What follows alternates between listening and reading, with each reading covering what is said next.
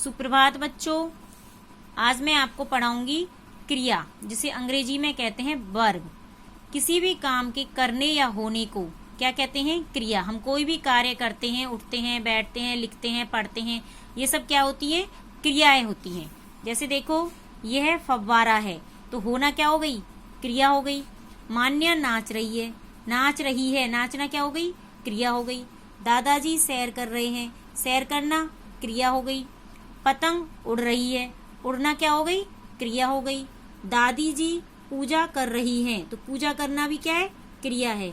सूरज निकल रहा है, निकलना क्या हो गई? क्रिया हो गई।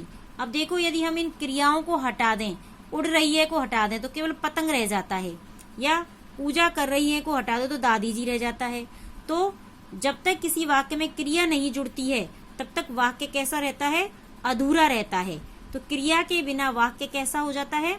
अधूरा हो जाता है। और इसमें जितने भी ये रंगीन शब्द हैं, है, नाच रही है, सैर कर रहे हैं, उड़ रही है, पूजा कर रही है, निकल रहा है, ये जितने भी रंगीन शब्द आए हैं, ये किसी काम के करने या होने के बारे में बता रही हैं। तो ये सब क्या हो गई? क्रियाएं हो गई। कुछ क्रियाएं तो की जाती हैं और कुछ क्रियाएं ऐसी होती हैं जो हो जाती हैं। जैसे यहाँ पर रिया चित्र बना रही है तो ये कार्य किया जा रहा है।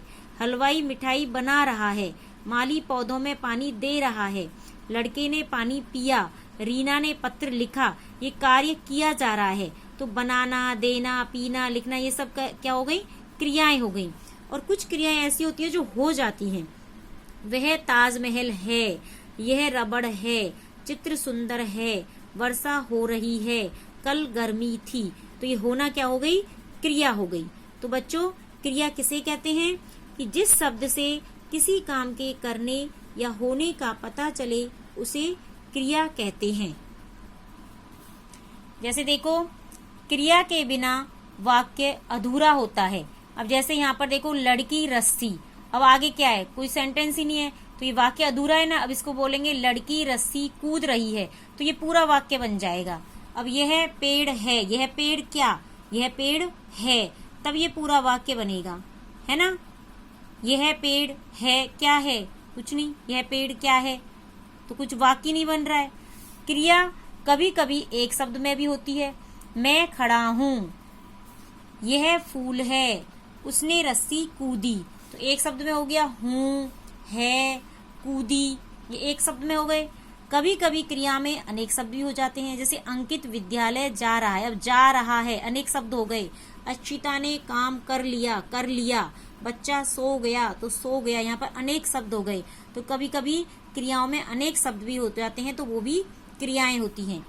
कुछ वचन के अनुसार क्रिया का प्रयोग किया जाता है, जैसे एक वचन और बहुवचन। अब चिड़िया उड़ रही है, अब चिड़िया एक है तो एक वचन हो गया।